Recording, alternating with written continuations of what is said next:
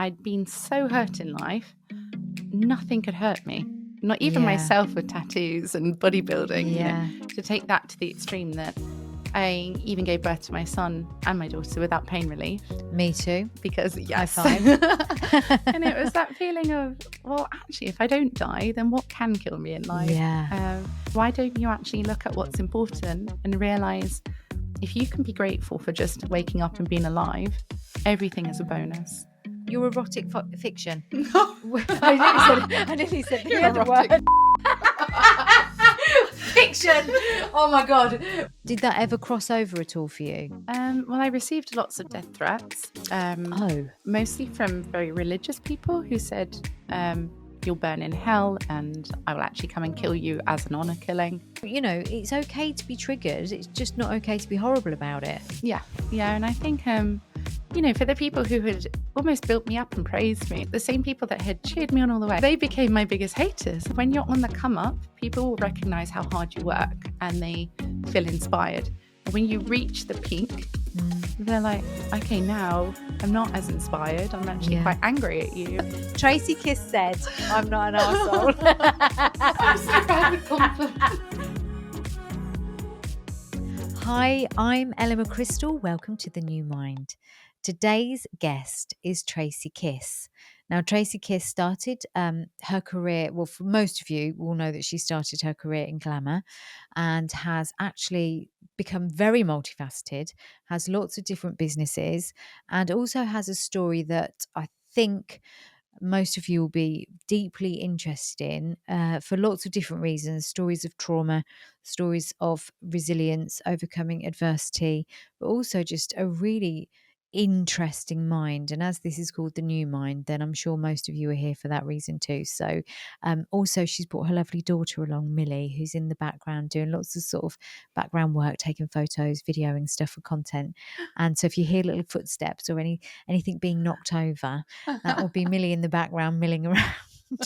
And Millie is also, I'm going to invite her on to do a separate series called The Young Mind, because Millie is really interesting and we'll probably reference her throughout the whole show. So before I say too much more, welcome to you, Tracy. Oh, thank you for having me. Well, thank you for being here. Again, most people that have been on have travelled some time, and I know that you hit some accident or something on the way, so I know you get a bit stressed about being late, but I really appreciate you coming all this way and bringing Millie as well. And I'm really, really excited to introduce you in a different way. I know your content historically was glamour and has moved into a different area, but you really are multifaceted. And I kind of want to start off with telling people how many things you've studied. Because when you were telling me earlier, I was like, what? There's a few. So tell me some of the things that you've studied and some of the things that you're interested in. Then we'll start with the story. Yes. So as a student, massively into psychology, philosophy, sociology, English language and literature, business studies. I moved into interior design, then went into neuro-linguistic programming, public speaking, social media marketing, writing as a journalist, studied yoga, personal training, nutrition, emotional freedom technique recently. Lots of different things that I just get so excited by. Yeah. I don't necessarily want to use them all as a career, but to be able to look at something, to be enthusiastic, to achieve it, and then to set the next bar. It never stops for me. I know. And when you told me this earlier, I was like, wow, phenomenal. I just love that. Really do. And especially because anyone that knows you that's a follower would have originally followed you, if I'm right, because you started off I think in Page Free. Yes. Went on to do some OnlyFans stuff. And a lot of your content would have been around the bikini stuff and, you know, influencing that way. But like I said before, you've really gone into lots of different areas of influencing and also business. And one of the things that I really was so excited by was hearing about your little business venture with, I say little, I mean, nothing you do is little, but your business venture with your daughter. Yeah. Because you thought, it'd be really exciting to set up a little Etsy shop just to show Yeah. her how business works. Yes. Yeah. And it blew up. Oh, it went insane. Absolutely. It's been a learning curve for us both, I think. Yeah. So I studied business for my GCSEs, and she had the option to, but because she was so excited by so many other things, that was what she dropped. So she said, no, I won't be able to do it. So being a mum, I thought, let me just do a little bit of homework with you and I'll fill in the gaps from what I know of business, so that you can still have that understanding, even though you're not taking it as a subject. Yeah. Started the Etsy shop. We're looking at the cost of wholesale and retail, profit margins, being able to order stock, to photograph it, to present it, to then advertise it. And it just went insane. It's become absolutely massive. I know. And this was just you It was an like going, accident. yeah. So your accidents are really very successful. Well, you could say that, I suppose. But that's what's fascinating about you. Like, you are such a curious mind Oh, and you're so definitely. determined, Yeah. driven, excited, just all of those things that make me very excited as well. Yeah. So before we've even started, it just shows you all these different dimensions. Yeah. But also there's this backstory, Hmm. which we've connected on Yeah. because our stories are quite similar, in terms of sexual abuse Yeah. and overcoming that, and just sort Yeah. of using pain for power and all that stuff. That's all wonderful. So we will touch on that. Hmm. And I just also know from looking into your story that you've literally carved out a whole new life in many ways. Yeah. So we'll touch on that as well. And just I'm really interested in it. And I Mhm. think you are such an interesting person that I've got to stop saying the word interesting now because it looks like I don't know any other words in the dictionary, but you really are. Yeah. Oh, Um, thank you. no, it's so true. I've just been looking at a lot of your press and trying to prepare for today, so I didn't ask the Mm. same old boring questions. And hopefully, it won't feel for you like I'm asking the same questions, Oh, because it's fine. Fire away. I will fire away. And I hope it's not going to be too repetitive for you. I Mm. hope that we go into some areas that make you feel safe, as well as Yeah, that you maybe absolutely. feel something different when you leave. That's Yeah. that's the goal. And I really feel with this podcast, because it is about connecting people. Mhm. And we said earlier on that there may be some topics that come up, that that have an effect on people that have either gone through a similar thing Mhm. or are going through it now, Yeah. and it might help them to reframe what they're doing about their Mm. lives, or even take action. Yeah. Yeah. So let's go all the way back to little Tracy. So Tracy, you were born here in the UK. Yes. What was life like growing up? I had a very tough life. Mm. I was born into a family that didn't have anything, sometimes not even food. So it was a very humble beginning. Um, Equally gave me a massive sense of gratitude. So when it was Christmas and you get a present, it was like, oh my God, this is the best thing in the world. Yeah. So it was 0 to 100, it felt, whereas probably the average child had a billion times more things than I did, and they didn't appreciate any of it. So I really had an understanding of the value of things, Yeah. a very hard work ethic, because if you didn't work, how do you live? Yeah. But equally, then, because my parents had to constantly work, my mother on nights and my dad during the day, I didn't have that family dynamic of come home, sit at a table and eat, and here's two happy, healthy people raising children. It was very disjointed, and I turned to books because there weren't really any electronics around. It wasn't video games, or, maybe our generation had them, but we didn't. So Yeah.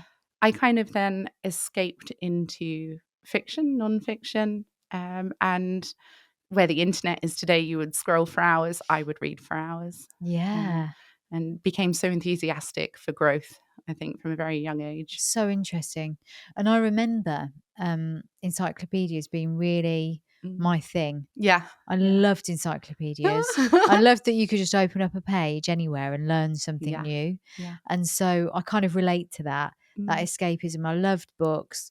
I was fascinated by the Queen for a while. And Oh, I did go through wow. those phases of Yeah. just being like a bit like you, just really hyper focused on an Mm. area.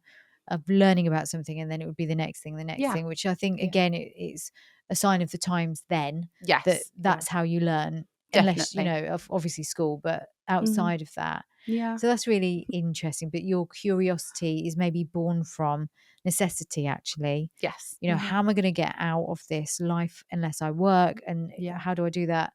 I've got to learn how to become Mhm. a different version of me. Yeah. Yeah. And on that note, there's like a true metamorphosis in your life. So Mhm. I think it's really important to reference that humble beginning. Yeah. So you have this humble beginning, and you're really Mhm. curious, and you're learning. When did you start to get a bit more of a idea that you were going to be different to how it had all begun? I think when education became apparent, so I was a complete geek at school. I would do all of my work and then try and do other people's work. So Um, you were really super interested yeah, in learning. I mean, you yeah, weren't just the doing your own. worst. Like the kid that's at the front, like, pick me, I know the Yeah. answer. It didn't earn me very many points for popularity. No, I can't imagine at Yeah. school it did. But hey, Yeah, I mean, it served me now, so I'm quite happy with that. But I would go home and then I would do more homework, even though it hadn't been set. I would say, "Well, here's a presentation I made about the class that we took today," and the teacher would be like, "Give me a break! I want a day off." So, looking back, the sheer enthusiasm, I think that just came from a lack of attention as a child, yeah, from my family. So I was never really praised or understood. Um, and when I found this massive love for education, because you could be graded, you could be told, "You've achieved this, you've done this, well done, here's a shiny sticker." validation. Yeah, Yeah, absolutely. It kind yeah. of made me feel like, okay, I do have a purpose. I can be a good girl and do as I'm told.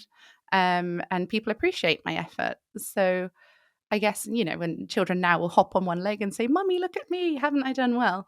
My way of doing that was, let me be the best at what I'm achieving, and maybe then that will be recognized. And I don't enough. know. Maybe I'll Enough. feel Yeah. enough. Yeah. Did it ever feel enough? No, because my family didn't appreciate education.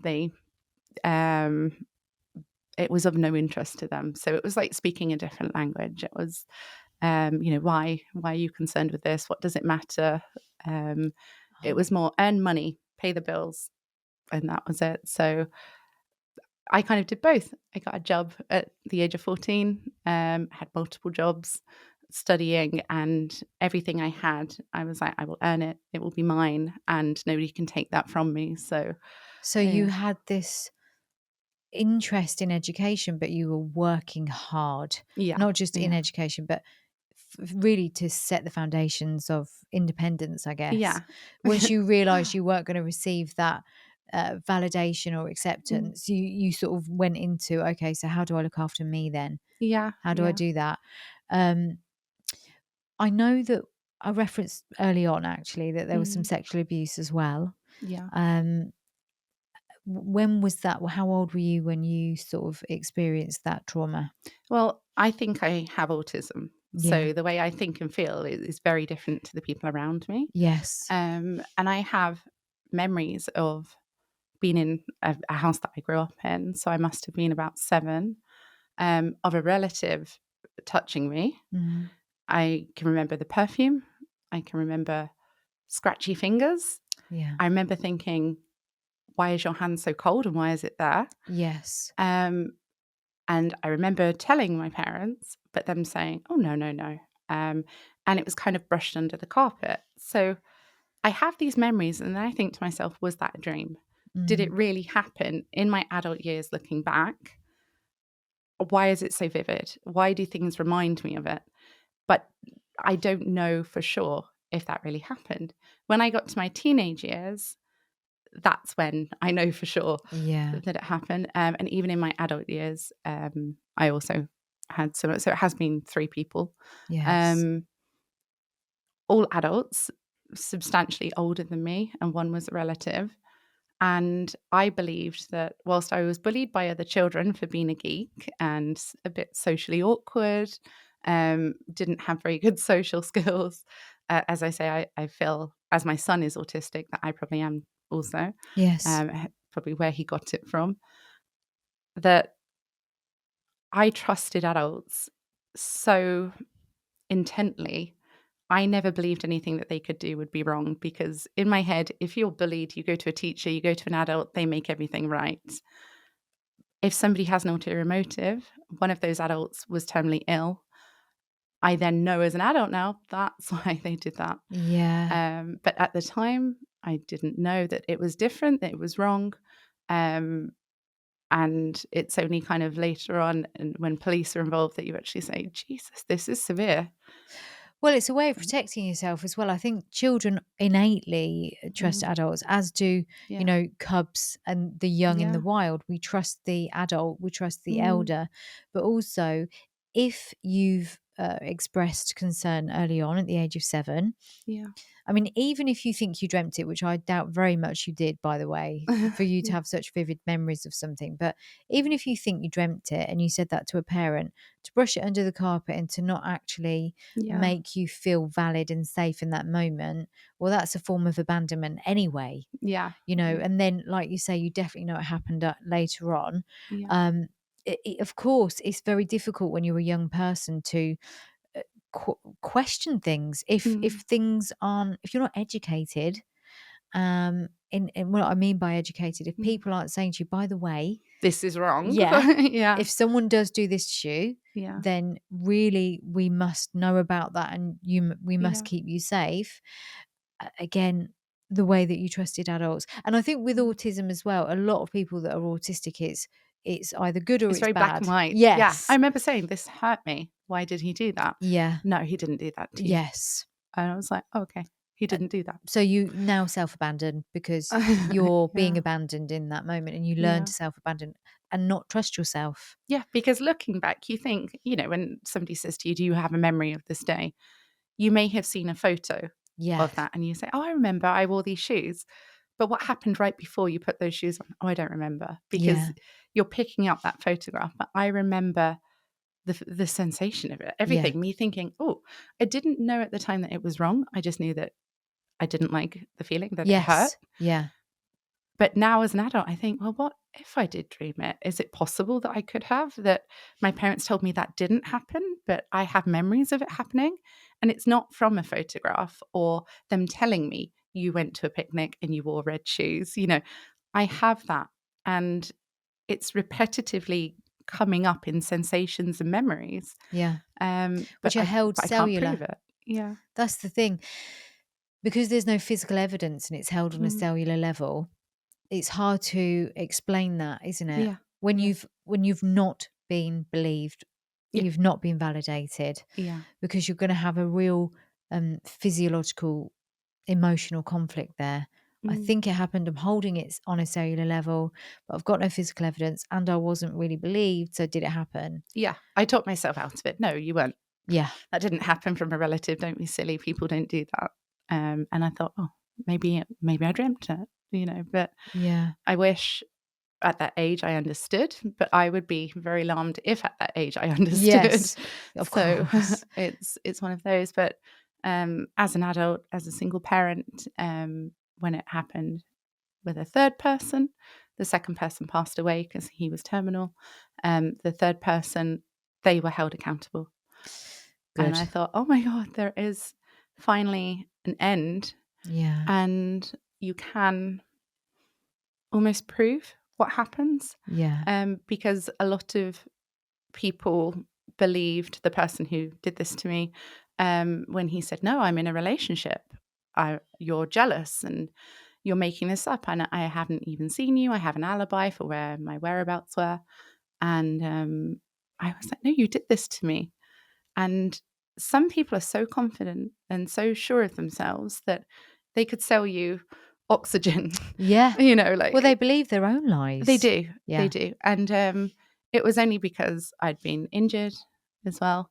I was taken in a police car and examined, and they took a sample, DNA sample. They saw the bruising, they saw damage to my home. I'd screamed and things. And then they said, without a shadow of a doubt, this has happened and this is his DNA.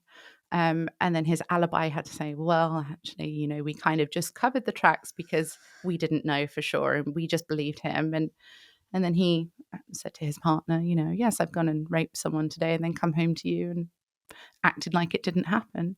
Wow. And then to have to feel like you are a person causing trouble telling somebody. Yeah. And that they will say you're jealous and you're making it up. Like that, I think, is a massive stumbling block that victims face, that you will just be accused of it or attention seeking Yeah. or that you were just trying to hurt somebody. But it kind of took so many years of going through so much for me to just snap and say, now I'm going to make this stop. And up until that point, I was too weak to make it stop. But, Too vulnerable. yeah. Too vulnerable, not weak. I think it's interesting because I think a few people have said that to me over the years, be it in therapy or even on the podcast, and said I was weak.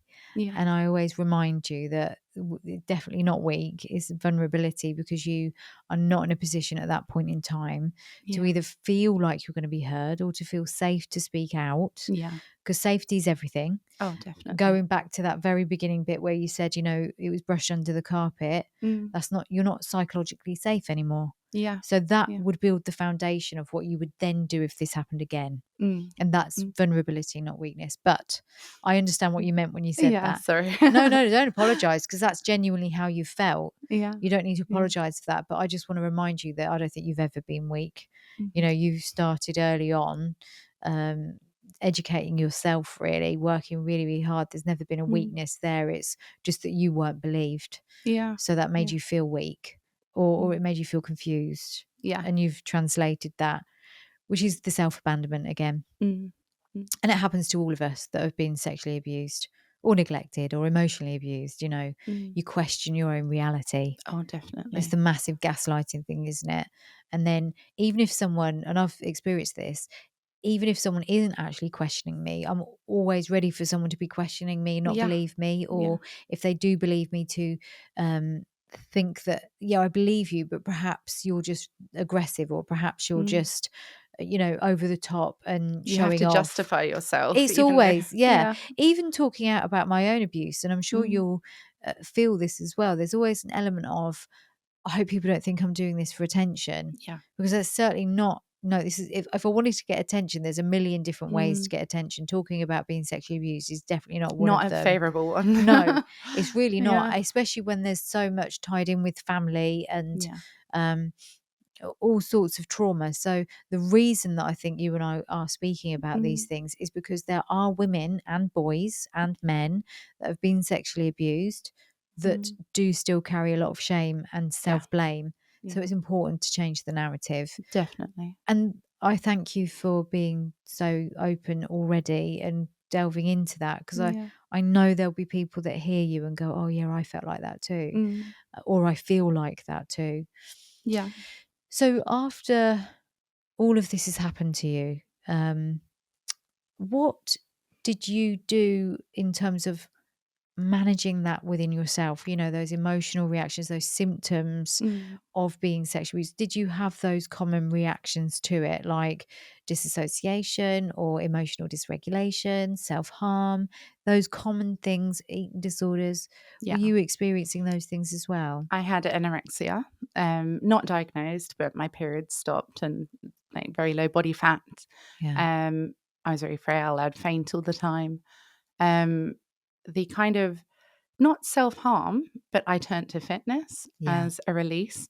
So I would almost want to work out until my muscles were burning. Yeah. And that burn is what really fueled me. It kind of felt like being able to take control of my pain. Yes.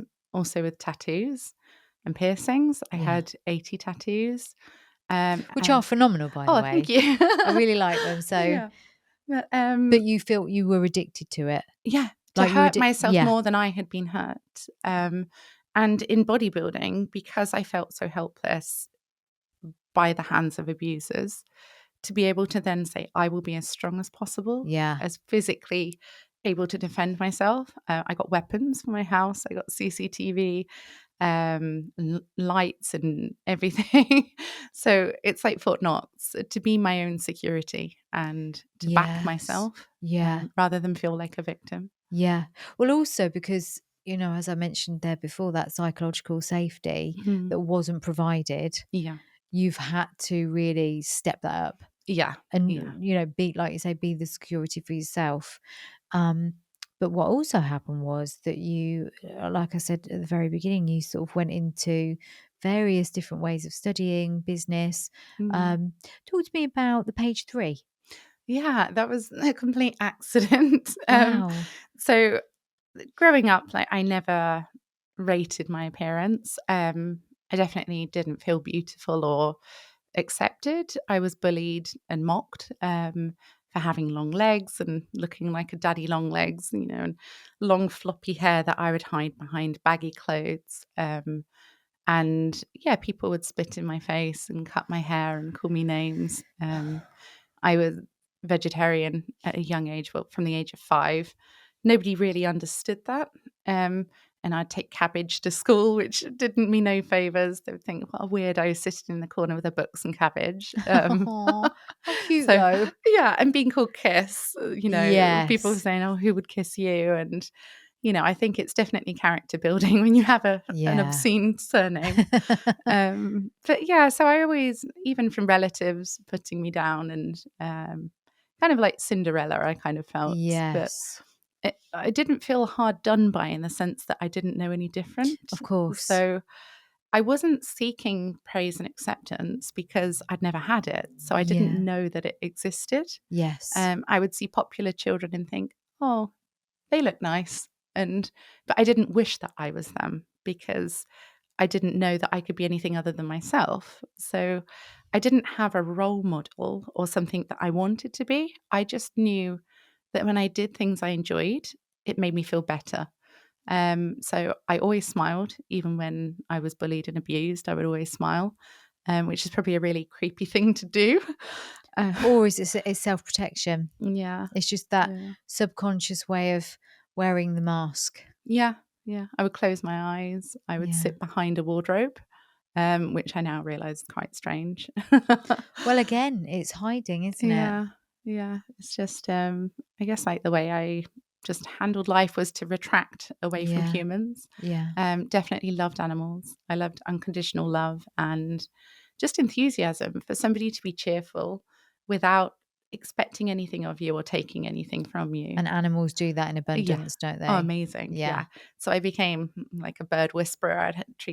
Teach my birds to fly to my finger and do obstacles and things, and I'd build them That's from so loo roll cute. tubes. Oh, literally my favourite Yeah. person of all time. And my hamster would sit on my shoulder and give me cuddles, and rabbits and cats and dogs. And now I have like 9 animals at home.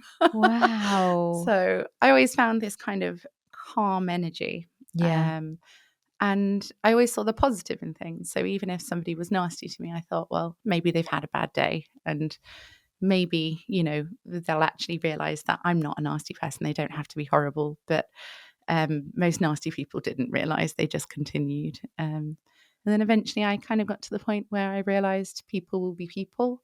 And that's outside of my control. It's not for me to change people. It's just for me to say, will I accept this? Yeah. And the answer was no to a lot of things. Yeah. And that's where my life changed. So page 3, I was, sorry, back to your question. No, by the way, I've just had a whole Snow White moment as you were talking.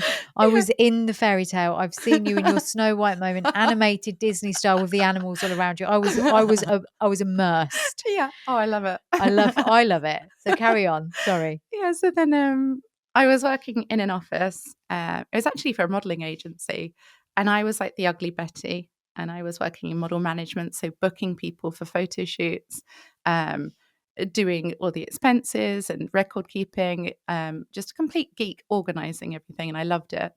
And then MTV came in and they said, we're looking for a model for a shoot. And I was like, oh, we have all these amazing people. And they were like, oh, we want you. And then I was like, no, I'm not a model. Like, don't be silly. I didn't wear makeup. I had no fashion sense. Nobody had ever looked twice at me before. So, I just thought, this is ridiculous. It's a wind up.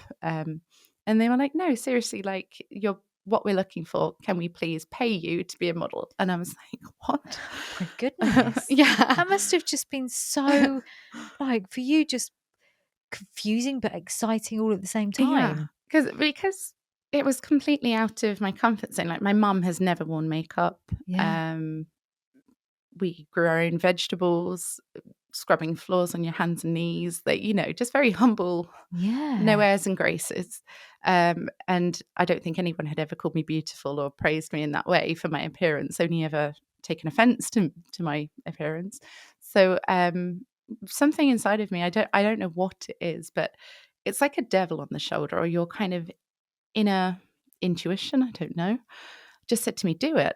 And I thought, "Oh no, I can't." And I kind of like had a giggle about it. And then I thought, "Okay, I will. Like, what's the worst that could happen?" Obviously, a glamour career can happen. So I Yes. don't know if that's a good thing or a bad thing. Well, it's certainly a good Yeah. thing because you've been able to do phenomenal things because of Yeah. that decision. Yeah. Yeah. And then a makeup artist and hairstylist and wardrobe and they transformed me and they put me on camera and they gave me praise and I was like, what's going on? Like, this is a different world, completely different. And I remember going to the bathroom because I thought, I'm bursting for the loo. Opened the door and there was a mirror um, directly opposite. And I apologized. Oh, sorry. And I looked. You And I was didn't even know it was you. no. Oh, So I did like, wow. like the mime that moves. And I was Yeah. like, they're moving it the same way. This is really creepy. Who is this woman? And it was me. And I was, oh, is that what my face can look like? And I had like a Wow. monobrow that'd been plucked and everything. So So yeah. it was like, when you used to watch this sort of Jerry Springer show back in the day, and it'd be the Yeah. girl that was at school that was bullied, Yeah. and there was a boy that had treated her really badly, and she comes down the stairs or whatever, And and she's it's all like, sassy. yeah. Yeah. So that was your Yeah. Just sass moment. minus the sass. So I was still there like, hello. Yeah, still And they're not. like, no, look at you. Look in the mirror. So So still really sort of cute and humble and just yeah. mesmerized by the whole experience. Yeah. It was like being taken to Mars. You think, well, nobody told me this existed and what are all you people doing and how does this work? So yeah, completely oblivious to all of it really. Wow. I did not know that bit about your story. So that's just so lovely. Just the way you've told that story and like that experience and how you were still Yeah. so cute about it all and just not really living it yet Yeah. until you start Yeah. to, I guess, accept that this is who you can be. Yeah. Yeah. So that first experience, um, was that a page 3 experience or was that a modeling That was experience? modeling, Right, yeah. okay. And then page 3 contacted me from there, like all the lads mads. I So was they like, saw you. yeah, on MTV, and then said, "Hey, will you be in magazines and newspapers and bikinis and photo shoots?" And I was like, "Okay, I guess I've done it once, so Why maybe not? I could have a photo taken."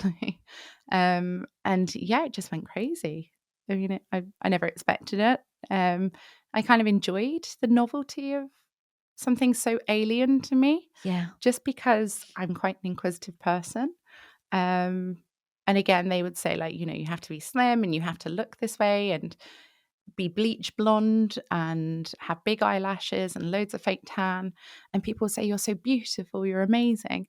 And I'd say, "Oh, that's not my eyes, that's contact lenses. Like, I have blue eyes and these are brown or green." Yeah. And they'd say, "Your hair looks beautiful." "Oh, it's not mine. This is stuck on." Yeah. And they'd be like, "Your skin is flawless." And I'm like, "No, no, no, it's fake tan." Yeah. So then I realized, well, hold on, You're everything. describing me. But you're beautiful. I realized though that everything they complimented me for, I was like, oh no, no, no, that's not me. Yeah. That's what they've added to me. Well, this is what I said. Yeah. When people say you look really nice, because, Yeah. I think I said to you before, I'm a little bit older, and I said, well, it's fake hair, it's fake tan, it's Mm. makeup, and it's an illusion. Yeah. I Yeah. appreciate you saying that, but I'm really honest about it. Yeah. If anyone says anything nice to me, because I almost feel like a fraud. I then go and explain, no, no, no, I have the receipt for this. This isn't Yes, me. And I have and the then, receipt. because so many people have said to me over the years, who do you think you are? Like, you think that you're God's gift and you think you're beautiful and you're desperate for attention. Were you not loved as a child? Wow. And I'll be like, oh no, actually, yeah, you're kind of a little bit spot on. Yeah. But but I don't rate myself, and I'm only wearing this because I have to for work. Like Yeah. they've told me to look this way. And why Um, can't you what this is what really frustrates me about mm, the world actually, is that why can't you be a mm, lovely, humble, sweet girl and take your clothes off for a living? Why yeah, can't you be both? Why yeah, has there got to yeah, be this misconception that because you've been dressed in a certain way or because you do a mm, certain job that you're not a nice person? yeah, I have to yeah. say this for the record, you're one of the nicest people I've ever met. Like, and Oh, I think thank you. you've always been that person. Yeah. Why is it that someone's going to judge you for doing a job Mm, that has actually been offered to you yeah, and you've yeah, taken an opportunity? So what if that's what you do for, a yeah, living for a period of time? yeah. Just for anyone that's still on the judgmental scale, I thought I'd throw that in. But it's true, Oh, isn't it? Why can't you be everything? yeah, and that's where that division really came in my life, where I have this hunger for growth and education, but then was treated so badly because of it by Yeah. my family, my peers, and just constantly shot down and criticized for loving being a geek. Yeah.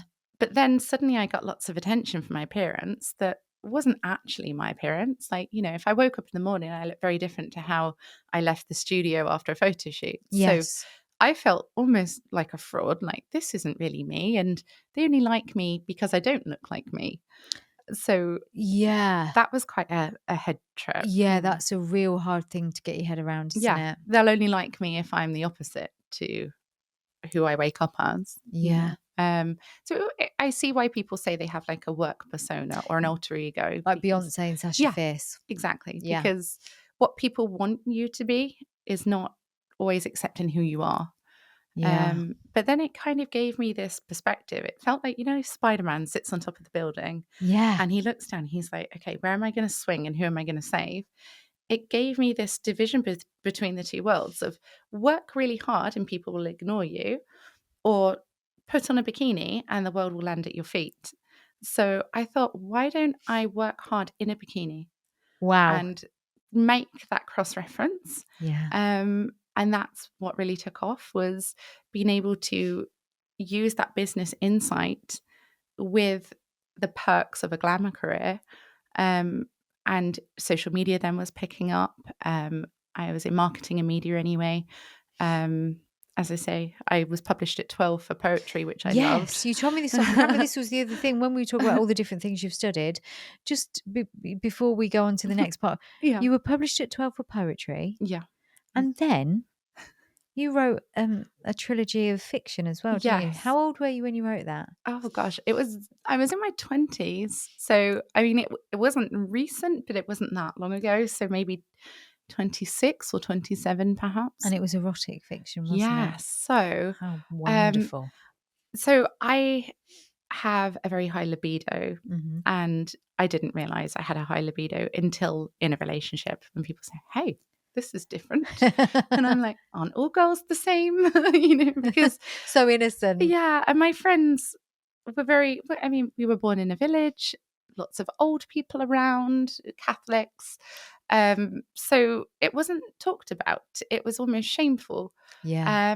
And my mother was very kind of tight-lipped, stiff upper lip, so she wouldn't talk about things like that. And I didn't know there was anything different about my libido. I didn't know that my comfort in my own skin, to sunbathe topless, for example, I didn't feel ashamed. I just thought, oh, I don't want tan lines, so I'll just take my bikini top Which is off very in my European. garden. Yeah, And not you in front of people, So Yeah. It wasn't just like when you were in no, Tesco's. no, I wasn't parading around. But I mean, not that we get sunshine in England No, at all. no. But I felt at ease, and in the bedroom, to be around somebody and to be completely at ease, leave the lights on and be on top of the covers. People say, That's "Oh, are amazing. you a porn star?" And I'd be like, "No, why?" Well, God, I mean, that is good to hear that some women do have the lights on, because most women will say, yeah, definitely not. yeah, Even yeah, if they've got a high libido. I love yeah. that confidence. Well, I wish I had it. I didn't know it was confidence. I thought everybody enjoyed sex, and I think even if mm, you enjoy sex, yeah. sometimes you don't want people to look at you while you're doing it. I love the fact that you do both. I definitely don't want anyone to see me.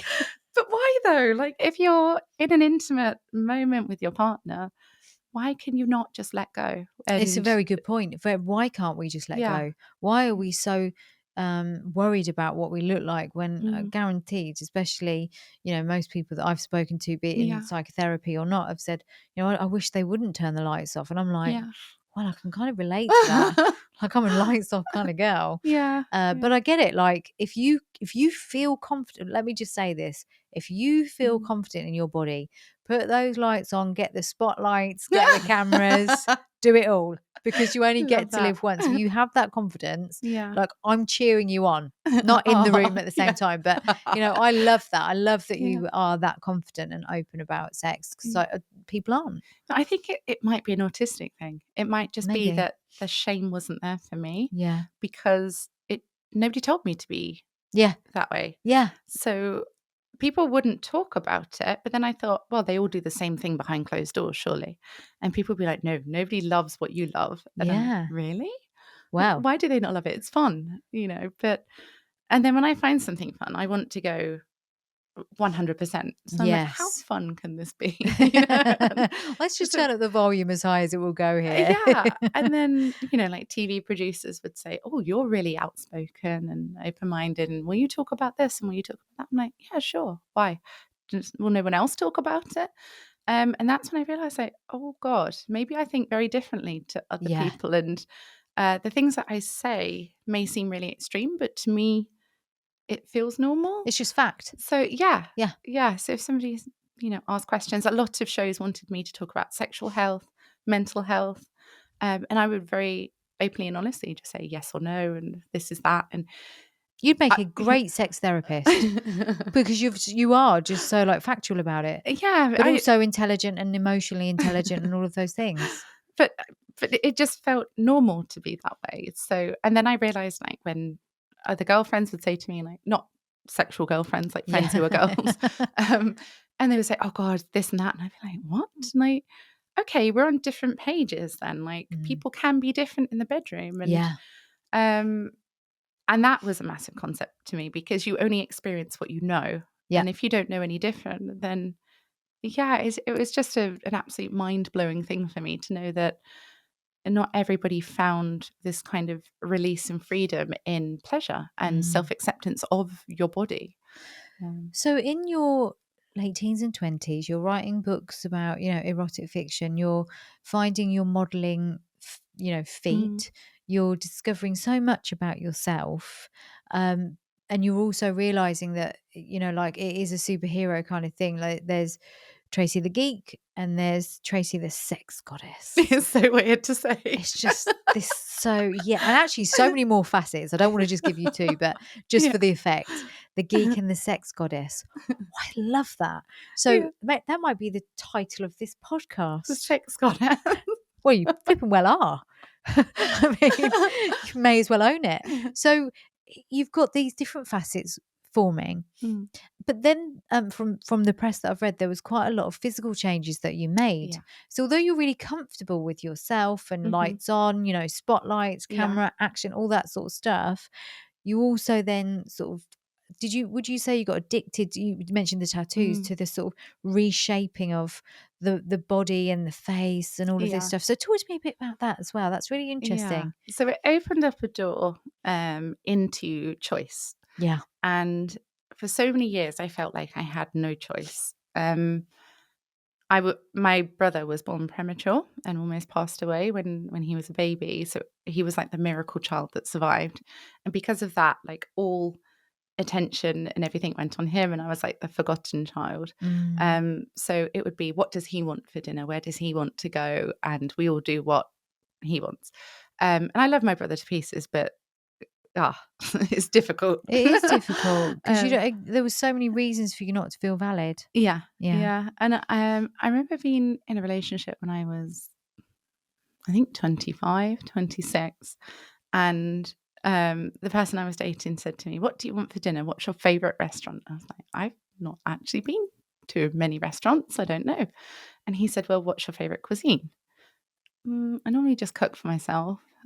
He was like, "Well, where should we go? You choose." And I was like, "No, no, no, you choose." And he got really annoyed and said, like, "Make up your mind. What's your preference?" And I said, "Well, I don't have one." And then I realized, well, I'd never been given choice. And then he said to me, like, grow a backbone, have an opinion, speak your mind, and know what you like. And if you don't know, try everything. So I was like, okay, I'll do exactly as you said. Again, So that's quite autistic. I yeah, will follow that to the yeah, letter. yeah. So then I was like, I'll eat lots of different food. Love Jamaican food. Who would have Yeah. guessed? Yeah. Um, and yeah, just tried all these different things, and then realized you can do the same with your body. So do you want to have long hair or short hair? Do you want to have more hair or less hair? Do you want to have hair removal? Do you want to have large breasts or small breasts? It's literally like customizing a car for a man, and they're obsessed with Yeah. how fast can it go and how loud can it be. You can do the same to your body. I had very low body fat, so I didn't have curves. I was lanky and skinny and tall and kind of a bit alien-esque. And the only way for me to have curves was to buy them, to be able to say, I can't gain body fat because I'm very hyperactive, Mm. probably ADHD like my son also. Yeah. Um, so I really struggled with that. And I felt, well, I'm not as feminine if I don't have this shape to me. I kind of was a tomboy dressed in men's clothes. You probably say nowadays it's cross-dressing. Yeah. And I probably would have had gender reassignment surgery, Yeah. if I'd have Yeah. been convinced of that. But no, I just wasn't feminine at all. And when they would put makeup on me and they would put me in high heels and dresses, I thought, oh, this is how women are supposed to be. Okay, so having breast implants, I was then quite top heavy. So I'll have buttock implants and I'll have cheek filler because I'm quite gaunt, and I'll have lip filler because I have no top lip, and just being able to make these choices. Yeah. And most of them were temporary through aesthetics. You would age anyway, so wrinkles would return or you would lose volume in your face. Implants can be removed. Whilst people were having surgery to lose weight or to change their body shape to a more desirable shape, I was gaining weight through having additions. Yeah. So I really enjoyed being able to choose the body that I wanted, Mm-hmm. but also not because I hated what I had. And I think a lot of people view surgery as desperation, as, you must really hate yourself enough to cut something off or to stick something in. Yeah. Whereas I was like, I love my life. And because I love my life, I want to do things that make me happy. And I'm happy as I am, but I'm also happy having choice. Mm. And up until that point, everybody else had choice over my life. I did as I was told. But then I was like, well, what would I like to have? So I tried brown hair, black hair, green hair, red hair, short hair, long hair, really long nails, like ridiculously long nails. Wow. I probably looked like a stripper for many years, but wasn't a stripper because I can't dance to save my life. Um, but as you say, I would go home and I'd read my books and I'd play with my animals. So it was a massive conflict. I lived in a world that was very media focused and it was all about views. How many Mm. views can you get? How many people will interact with this content? So the geek in me then says, well, I know if I do this, people will share it because that's how you achieve 100%. Yes. Um, so it was kind of marrying two worlds, really, like my desire to constantly do better and my desire to please people Yeah. and to be what they wanted me to be, to look how they wanted me to look. Well, it kind of worked, didn't it? Because you ended up with how many across all platforms, followers, fans? It's around 5 million. I mean, so I probably this know 5 people in real life. yeah. My neighbour's one of them. My daughter's another one. Your son's the So other. there you go. Now I'm me. such a hermit. Yeah. um, but no, I mean 5 million. So the geek in you really did know what you were doing. Mhm. You were literally carving out your career, Yeah. Yeah. and then we sort of look at the element of you're getting lots of attention for your body and you're Mhm. getting lots of attention for the way you look. Did it ever sort of go back into some of the early traumas, and did you ever have those moments of questioning, I suppose, is this what I want? How do I feel about these men looking at me, or Mm. people looking at me? Did that ever occur to you, or were you very, very clear? Because I feel like with that autistic mind, that sometimes it's just, "This is Black this." and white. Yeah. Yeah. Did that ever cross over at all for you? Well, I received lots of death threats, Oh. mostly from very religious people who said, "You'll burn in hell, and I will actually come and kill you as an honor killing." And I thought, "Oh my God, somebody would go out of their way to end my life because of my appearance, because it's sinful." Had lots of threats from people, not just death threats, insults, lots and lots of trolling on a daily basis, to the point where I'd been so hurt in life, nothing could hurt me. Not even Yeah. myself with tattoos and bodybuilding, Yeah. to take that to the extreme that I even gave birth to my son and my daughter without pain relief Me too. because, High yes. five. And it was that feeling of, well, actually, if I don't die, then what can kill me in life? Yeah. I found myself riding roller coasters, front row, hands off, screaming at the top of my lungs, loving the adrenaline. Looking at stress relief, I know I definitely used fitness for that, to be able to Yes. say, people are so cruel to me, but if I can be physically strong, I Mhm. can cope. Mentally strong, I can cope. And pleasure was a massive outlet for me. It was to be able to say, I'm not going to turn to drink or drugs or gambling.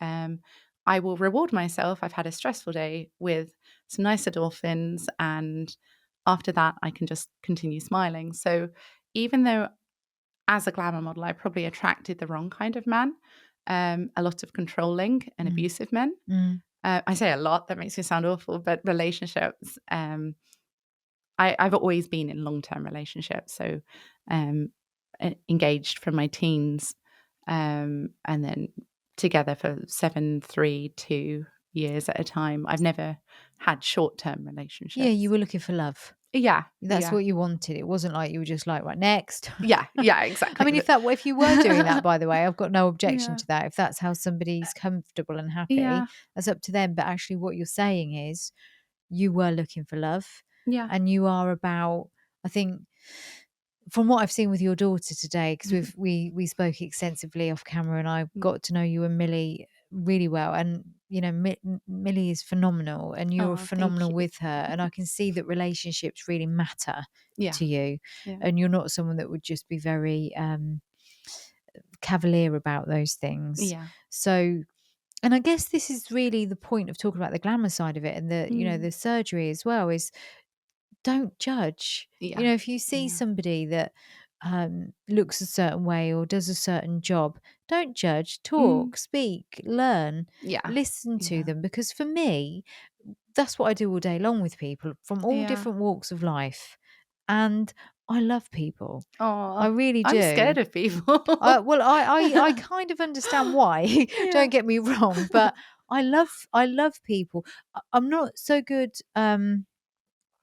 with groups of people, Mhm. although I like being with groups of people. That's not what I'm trying to say, but I love that intimate Yeah, the one to one-on-one one, yeah, experience. Yeah. where I really get to explore your mind, and I really Mm. get to understand what makes you tick, and Yeah. understand generational traumas Yeah. and all Yeah. those different facets of people. So when people are very judgmental and say, "Well, I don't like her because she looks like this," and I've got Mm. to say, actually, in my younger years, specifically talking about the way women look, Mm. I really was very overweight. I think I mentioned this in a phone call Yeah. or a Zoom, it was, wasn't it, that we had? I was very overweight, and I think that was a protective shield. Yeah. Um, and I was incredibly um angry, but I was hiding Mm. it all with this big bubbly personality. I used to wear the most glittery Oh. clothes I could find, Yeah. sparkles. But on one hand, I was making myself really, really big. Yeah. And on the other Yeah. hand, I was making myself really, really blingy. So again, Yeah. it was a bit of a contrast. Yeah. Bright red lipstick, dark hair, Mm. jet black hair.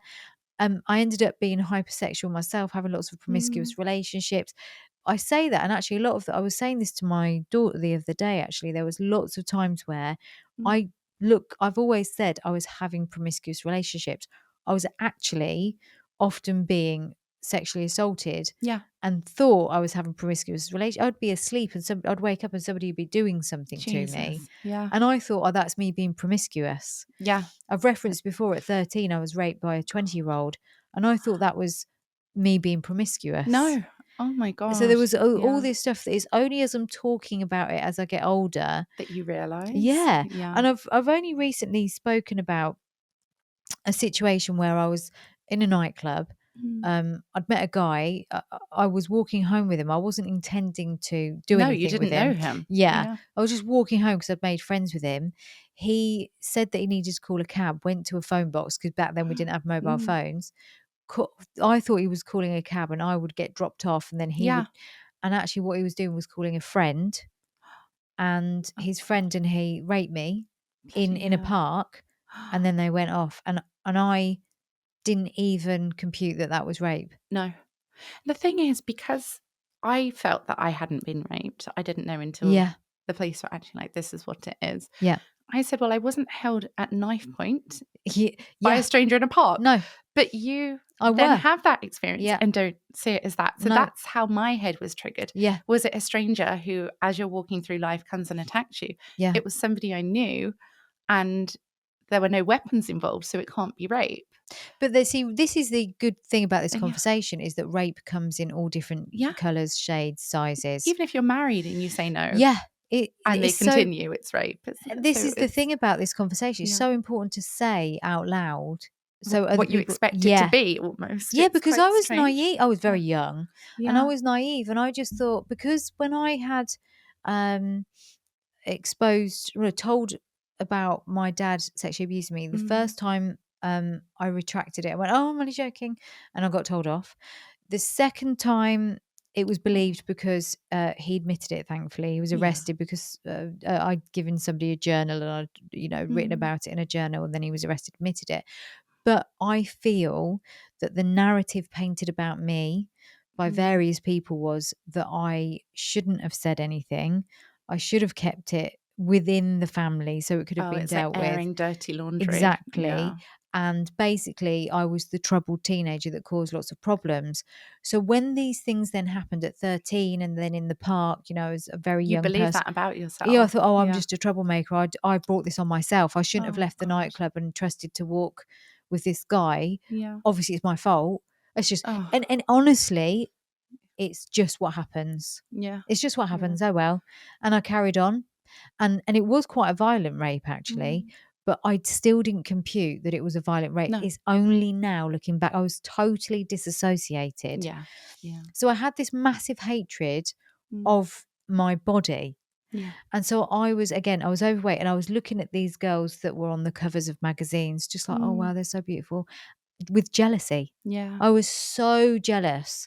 I was so Mm. jealous that I didn't have that body confidence. I was so jealous I didn't look like them. I was so jealous, at the same time, mesmerized by their beauty, Yeah. wishing that could be me, Oh, and yeah. then eventually I lost lots of weight and sort of a bit like you, became addicted to exercise, became Yeah. addicted to not eating, became addicted to Mm. just pushing myself to every level It's that I could. self-harm, isn't it, Self-harm. really? It's yeah. It's Yeah. just this endless push, push, push, push, push, push, push. Yeah.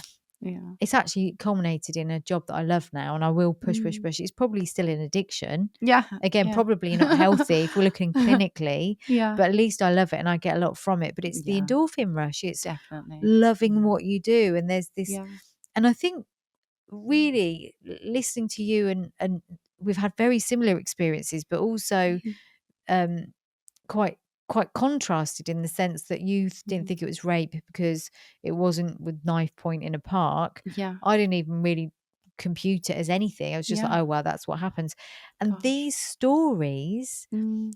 other people are going to listen to and go, oh yeah, Yeah. I get it. That's my experience too, and I didn't compute that as rape, or I didn't see that way before. And Mm. they might be having light bulb moments, but more often than not, I Yeah. think when people hear other people's stories, it makes them ask their daughters or their sisters or their mothers, is this something that I should know? Have you ever been through that? Yeah. And it opens Definitely. up community conversation. Yeah. It's not a taboo anymore, is it, in the same No, way, if you're able to just address it? Mm. correct. And I think not to feel shame for it, Yeah. because so many people will just say, oh, that woman is jealous or she's crazy, Yes. disregard everything she said. Yeah. And especially, I think, with ex partners, there is a big thing of just blaming women Yeah. or I don't know. And then other women are so quick to hate other women. Exactly. It kind of fills in the gaps for the damage that men can cause. Not all Yeah. men, because, you know, there are some amazing people out there, but a few bad eggs can kind of ruin the bunch. And then it just fills into that. They just have more partners and more women come involved and they think, oh, you have a string of crazy exes, but the Mm. common denominator is the man that's Yeah. done that to so many people, got away with it and carried on that narrative, and left a trail of destruction behind them. So true. And I talking about women hating women, I've never hated women. I Mm, love women. I've always had lots of very good, strong female friends. The thing that I struggled with was my jealousy mm, for other women and how beautiful they were, and then being really insecure. yeah, So even though I never hated them, in fact, when I was at school, all of my friends were the pretty girls. yeah, I was the ugly oh, duckling because they were having more fun. I wanted yeah, to be with the girls that were having more fun. yeah, They weren't always, most of them were lovely, but there are obviously girls in that bunch. You know, you mm. get what's that? The mean girls. Oh, yeah, oh, God, no, There's also that crew. yeah, But as I get older, I also realised that some of the girls that I was friends with, the quiet ones, that were mm. the ones that were scared to speak out, I They've became done the best in life. yeah. Yeah, And I am still friends with them now as well, and yeah, just watching everybody how it all changes as we get older, but mm, also knowing, and I kind of want to say this as well for you and for me. You were the girl that was bullied and spat at and mm. treated awfully, went into modeling and kind of just went, oh, okay, great. Not with an arrogance, not with No, an ego. I was the girl that was, the ugly duckling, massively overweight, was not mm. attractive, really struggled with insecurity, would never have been asked to model. Oh, It would have been the last thing from anyone's mind. But actually, it doesn't matter where you're at, mm. it doesn't matter how you feel, you get to control your narrative. You can do Oh, anything you put your definitely. mind to. Yeah, And it yeah. doesn't matter whether you're judged or not. It's Mm. about, I think, bypassing judgment and Yeah, really starting to honor yourself. yeah, And when you honor yeah. yourself, I mean, like you say, you've been trolled, you've had death threats, but you've just carried Mm. on doing you, haven't you? Yeah, you just kind of build a thick skin, really. And I look at like recent years, reality TV stars, Love Island, Yeah. suicides, Yeah. and there is a lot of pressure upon people in the media to have everything and be everything. Mm. And you, at the same time, will receive so much criticism. Yes. If you've just led a normal life and you're not used to that, you may have people complimenting you and bigging you up. You may have an ego even. Yeah. You go into the limelight, that will be all stripped down. You will Yes. be absolutely annihilated by everybody. And I realize so many people were thrown to the dogs, like just put you on reality television and this will make great TV, it will get headlines, but they're now severely depressed, they're in debt Yeah. and suicidal. Yeah. I mean, I've actually interviewed, I think now 3 of the Maths UK Yeah. cast, who again is, not as big as Love Island perhaps, but wow, that narrative Mm. it's a soap opera, and they Yeah. don't realize that it's going to It's their be, expense yeah. and it's not worth it to. No. Mhm. Certainly not when you're coming out of it with suicidal thoughts, Yeah. depression, and people hating you. Yeah. When Yeah. you're actually really good people. Yeah. So I think that you're right. People will put you on a pedestal and then they will kick you down Yeah. until you're bleeding. Yes. And Yeah. then they'll say Most it's your definitely. fault. Yeah. And that definitely happened from my childhood, from having that kind of negativity and bullying from at school and at home, Yeah. to then I didn't know any different. So if anything, it's a blessing that I never felt overwhelmed by it.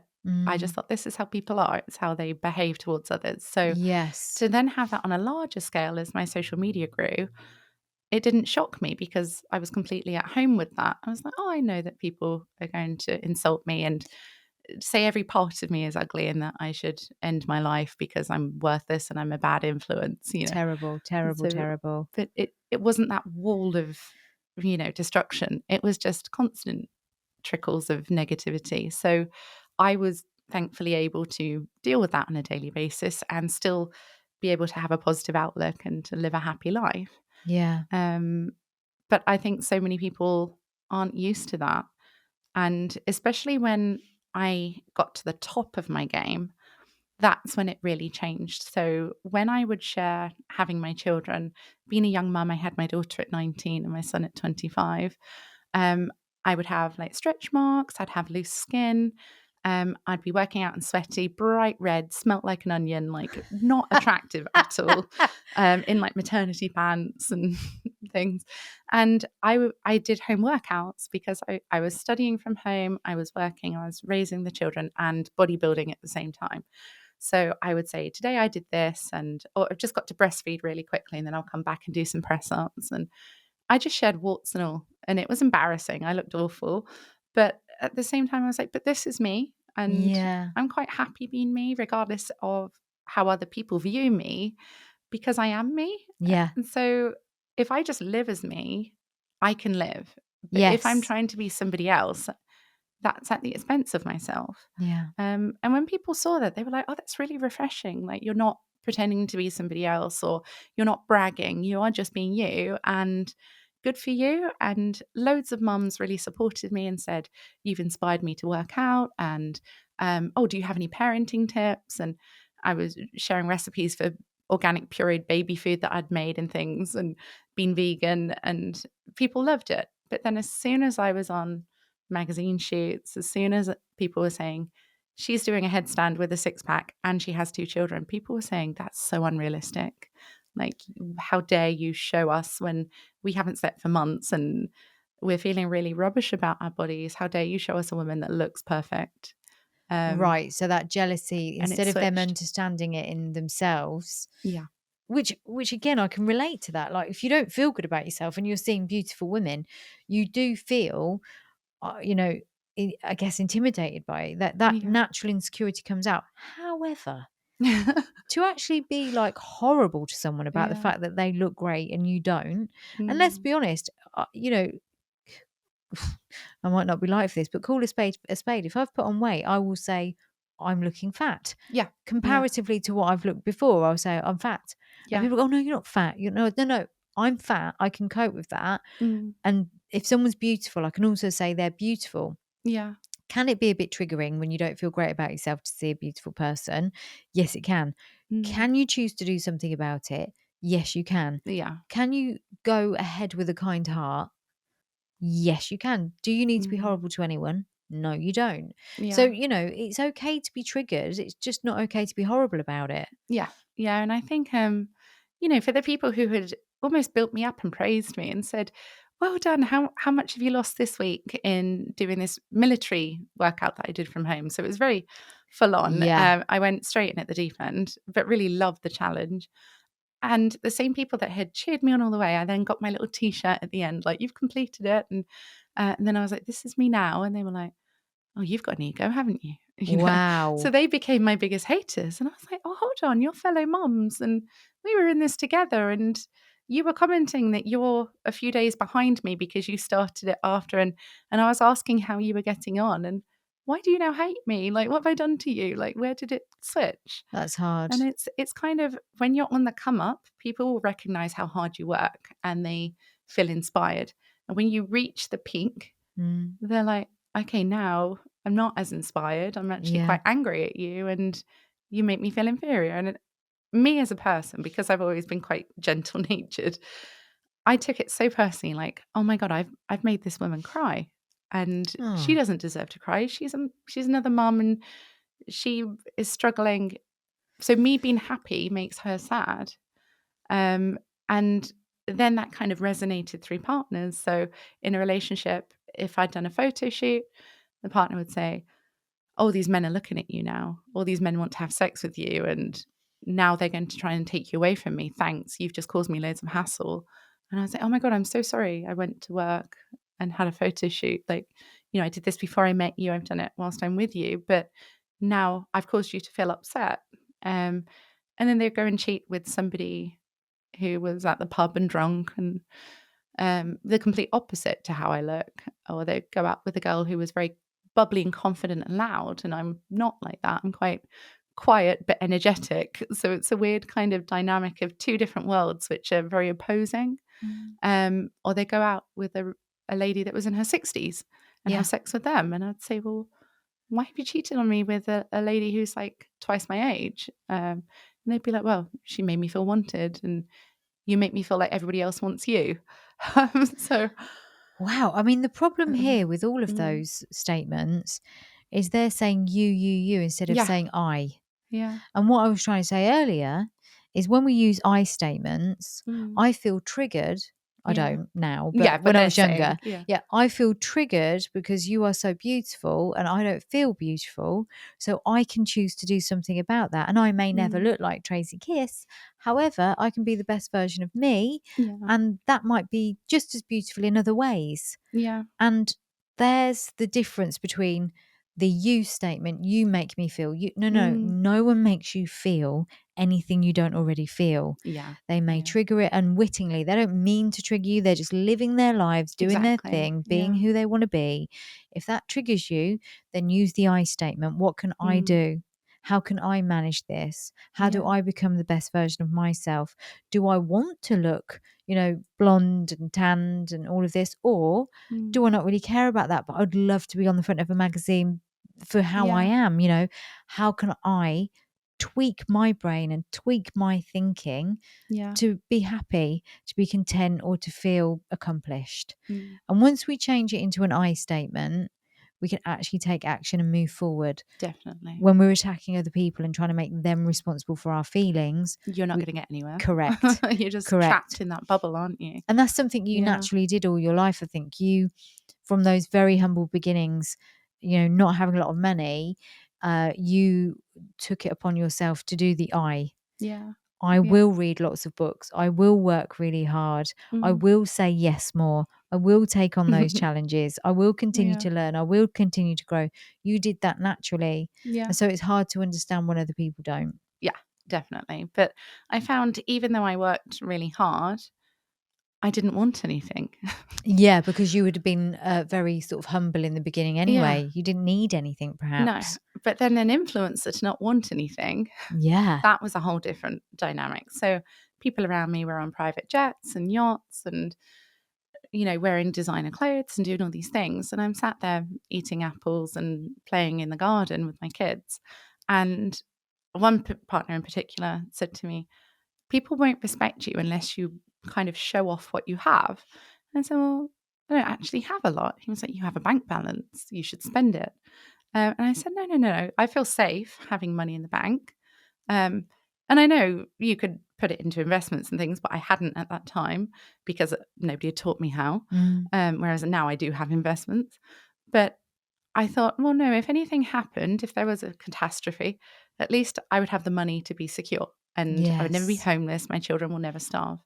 So I would just feel this happiness in watching numbers on a screen get bigger.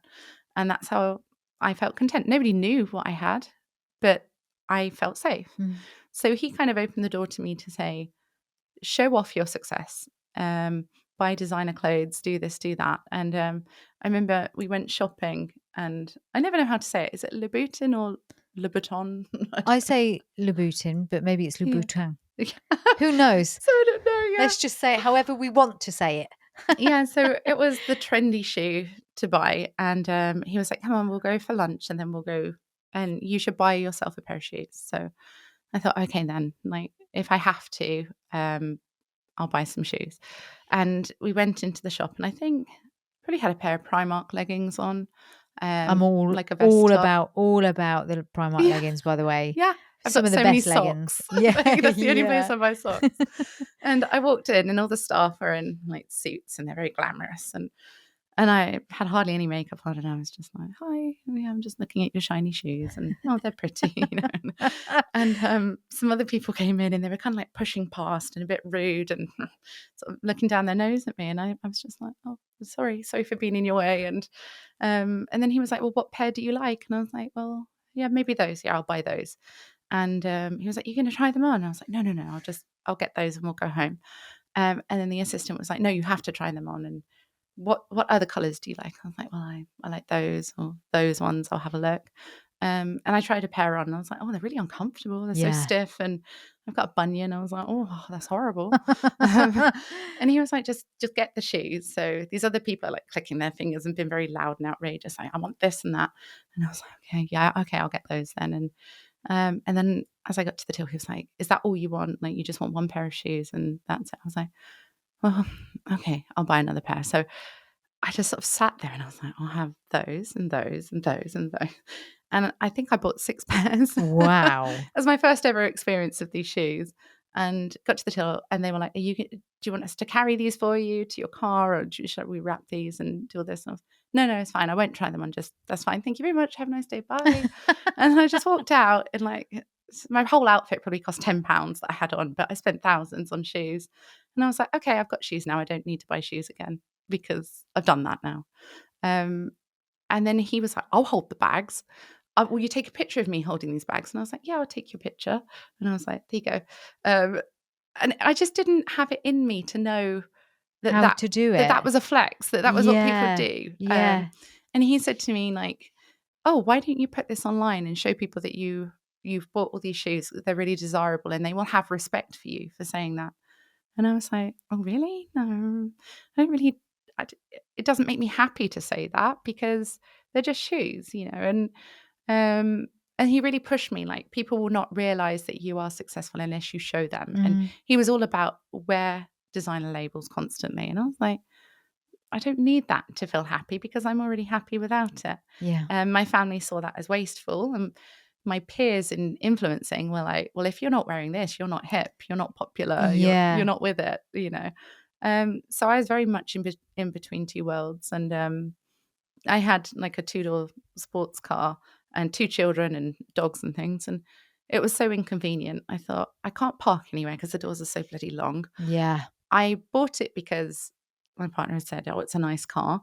Um, and somebody hit it in a supermarket and drove off. And I thought, well, it's just something I don't need that's kind of getting mistreated, Yes. and isn't convenient to my life because I live in the countryside. When it snows, you can't drive a car up there. Yeah. It was absolutely pointless. I couldn't parallel park to save my life. So I thought, I'm going to change my car. And he tried to talk me into getting a pickup truck, like a monster truck, because he was Yes. like, it's a muscle car. It's really cool. No other women. Imagine having like a bikini on and driving a truck. Like, everybody would think you're so cool. And I was like, well, I don't really care what other people think. And I was like, well, is it sensible? Well, yeah, I guess I could put fitness equipment in it. And when it snows, I could just drive over the snow.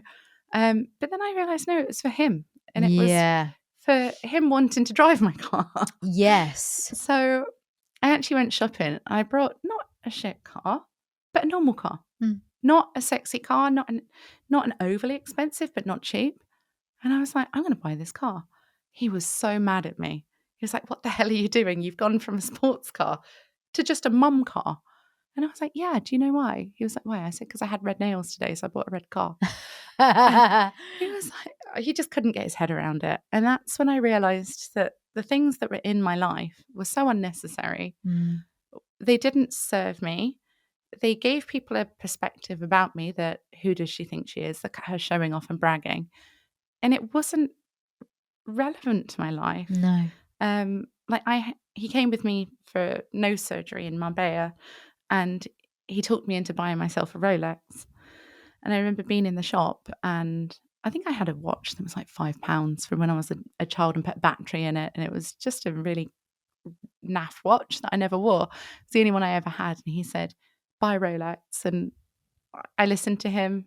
I bought it. I liked it. But then I've never bloody worn it. It's just in the Yeah. cupboard. It's on the house insurance. And I think, when is there ever an occasion that I would want to do that? It just doesn't appeal It's to not me. you. No.